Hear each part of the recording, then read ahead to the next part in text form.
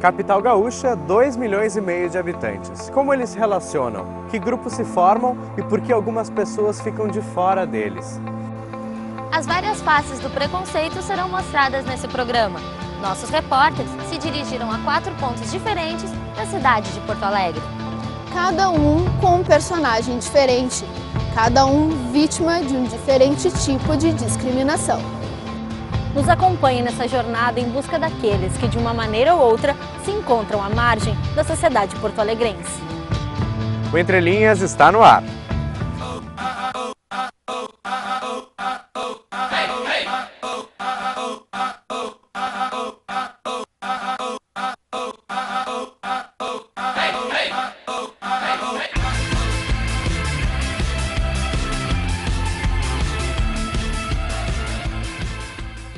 Nossa equipe de reportagem foi até a zona de prostituição de Porto Alegre para descobrir como é o cotidiano dessas pessoas que têm a prostituição como seu ganha-pão.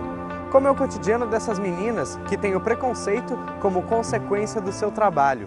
Avenida Farrapos, bairro Floresta. Tradicional zona de indústrias da cidade de Porto Alegre. E não por acaso, desde 1900, zona de prostituição conhecida no estado.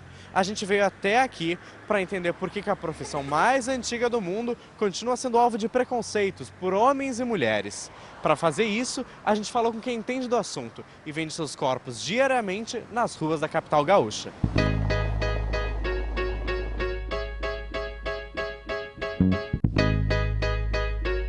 Natália trabalha todas as noites e vive uma vida dupla. Começou na prostituição com apenas 16 anos.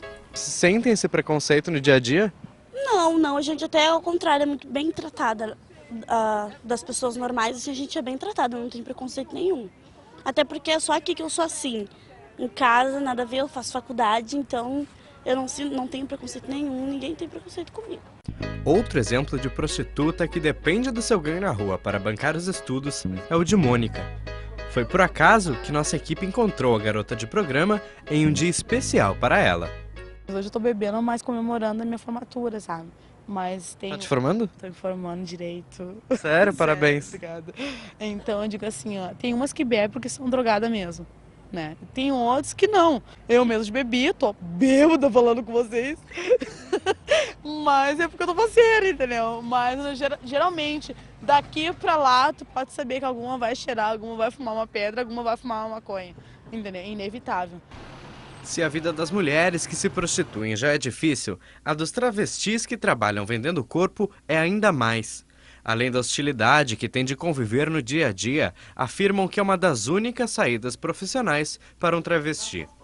Para entender mais, fomos até a casa da Viviane Aguilera, travesti gaúcha que agora faz programas em São Paulo. Estava meio revoltada com a minha família e fui atrás de novos horizontes para ter minhas coisas e tal. No começo eu realmente era acompanhante, porque infelizmente a sociedade só nos obriga, nos limita a ser acompanhante, né? Tipo, não dão oportunidades, né? Às vezes as pessoas julgam demais. Ah, travesti serve só para programa, é errado, mas as mesmas pessoas que julgam não dão oportunidades para travestis, né? Assim, eu vou te falar uma coisa, uns caras completamente sem competência de ter mulher nenhuma, sabe? Eles são tão incapazes que eles chegam a vir aqui te defamar, sabe? Eu tô aqui trabalhando, mas eu sou profissional do sexo, eu não tô fazendo nada demais, eu não tô roubando, eu não tô fazendo nada ilícito. Durante a lei, não tem lei pra crime nenhum, pra sexo, entendeu?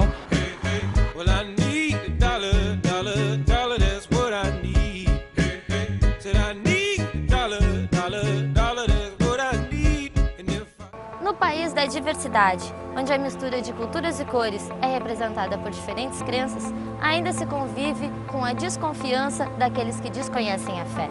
O olhar torto e o preconceito estampam muitas histórias de muitas religiões. Exemplo delas é o islamismo e a Umbanda.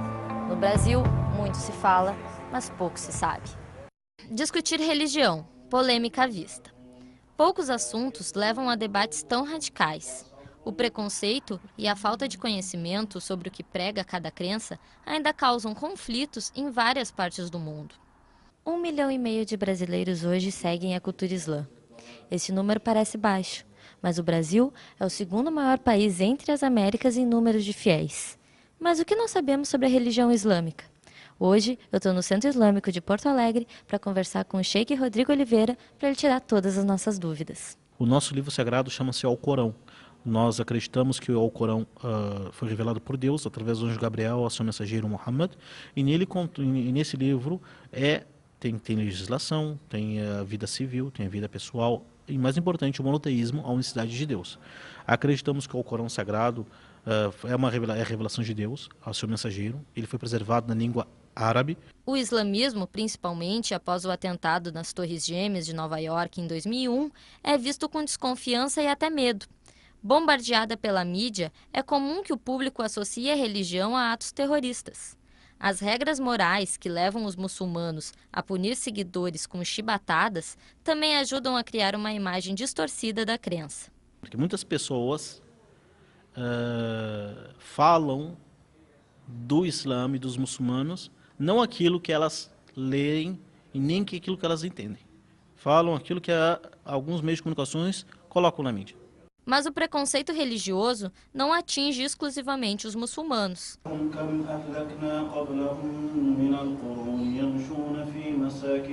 Até hoje, existe quem acredite que algumas religiões afro, como a Umbanda e a Quimbanda, também servem para fazer o mal. Todo mundo já deve ter ouvido falar de batuque, pais de santo, orixá, búzios e iemanjá. Mas qual dessas palavras não remete a algum tipo de preconceito?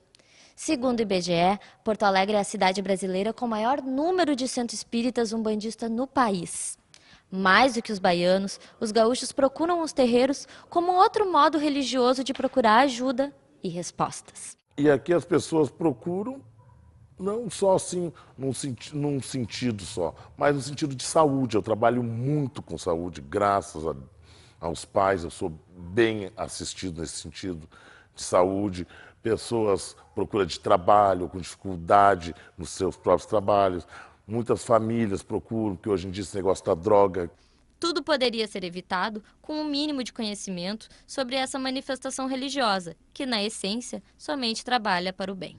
Muita gente diz assim, eu não vou procurar essa religião, porque essa religião usa aves, sacrifica animais, coisa nada assim. Só que o sacrifício, quando todo mundo diz o sacrifício, mas nós, ser humano, independente de qualquer religião, nós todos sacrificamos de uma tal maneira.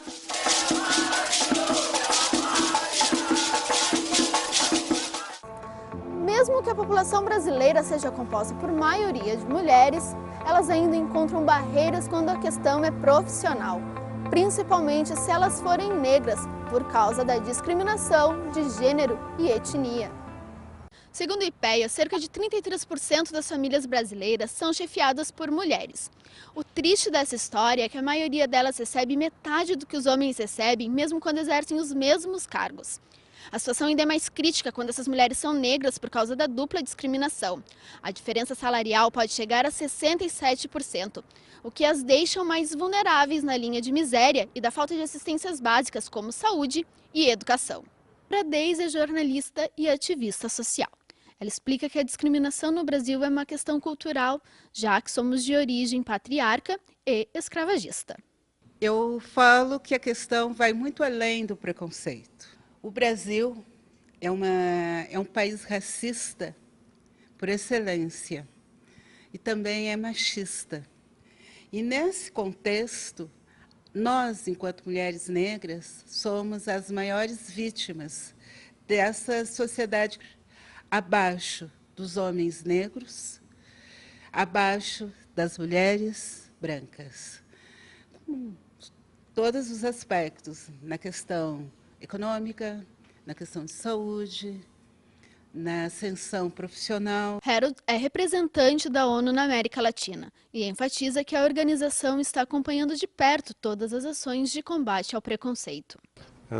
A ONU tem todo um trabalho desde 1948 com a Declaração Universal dos Direitos Humanos.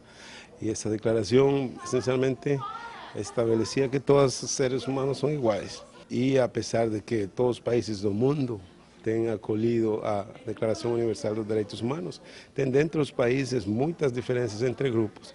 E no Brasil essas diferenças têm um determinante racial muito forte, de gênero e racial. E então nós, basicamente, apoiamos os esforços da sociedade brasileira para garantir que todas as pessoas têm os mesmos direitos, que todas as pessoas têm as mesmas oportunidades e que finalmente que o país pode se desenvolver.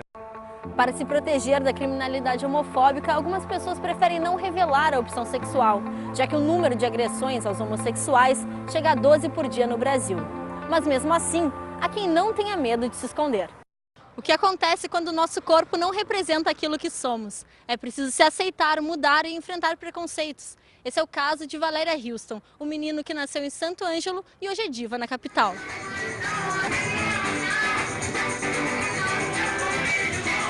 Desde criança, a paixão pela música fizera parte da vida de Rodrigo Barcelos, um menino de voz aguda e delicada que ensaiava Elis Regina. Mas não era só a voz que dava destaque ao músico. Rodrigo, ao se olhar no espelho, não se identificava com a imagem refletida.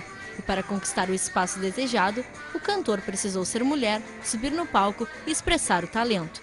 É estranho falar isso, assim, que uma roupa, talvez uma maneira de se vestir vai mudar a tua maneira de ser e de cantar, mas isso aconteceu muito comigo. Acho que muito mais por eu me sentir melhor, por eu me sentir bem como eu estou agora, do que antes. Então, eu tive que tomar essa decisão na minha vida. Eu passei dificuldades, sim, claro que eu passei, muitas, por deixar essa situação cômoda, financeiramente cômoda que eu tinha lá, mas que eu não estava feliz. Durante os shows, Valéria se depara com diversas propostas inusitadas, entre elas, cantadas de outras mulheres. Bem frequentado por meninas, claro, né? E meninas que gostam de meninas. E elas achavam aquela pessoa, né? Uma pessoa carne nova no pedaço, cantando. Olha, vou dar em cima então, muitas meninas deram em cima de mim logo que eu cheguei aqui. E quais foram as suas reações? Eu acho engraçado, eu acho ótimo. Acho que ninguém melhor que uma mulher que gosta de mulher para dizer que eu sou mulher mesmo, entendeu? Apesar das diferenças, o amor ainda supera o preconceito. No bar Venezianos, a cantora encontrou Luiz, que se apaixonou pela voz, jeito e beleza de Valéria. Só tenho a dizer pra ela que eu amo muito ela. Ela sabe disso, eu amo ela demais. Valéria comenta que a diferença com os travestis é reflexo de uma visão pejorativa e que muitas vezes remete às ruas. Elas acham que por eu ser travesti eu tenho que me prostituir. Eu não posso ser uma cantora, eu não posso ser uma professora. Eu conheço uma travesti que é professora há muitos anos já, Marina, o nome dela. E ela sempre fala e esbarra nisso também. Que, de uma certa forma, as pessoas olham para ela e já imaginam a rua, a prostituição. A gente, para mostrar isso, que o travestismo e, enfim, as diversidades sexuais não tangenciam só a marginalidade ou a prostituição, que a gente pode ser muitas outras coisas. Como eu te disse antes, a gente pode ser tudo aquilo que a gente quiser, só depende da gente. A história de Valéria é um exemplo de como quebrar com os paradigmas da sociedade. A cantora mostra que os valores não dependem da opção sexual e que o mais importante é certamente ir atrás dos sonhos, seja você homem, mulher ou travesti. Ainda somos os mesmos e vivemos, ainda somos os mesmos e vivemos como os nossos pais. O Entre Linhas fica por aqui. Tchau, tchau.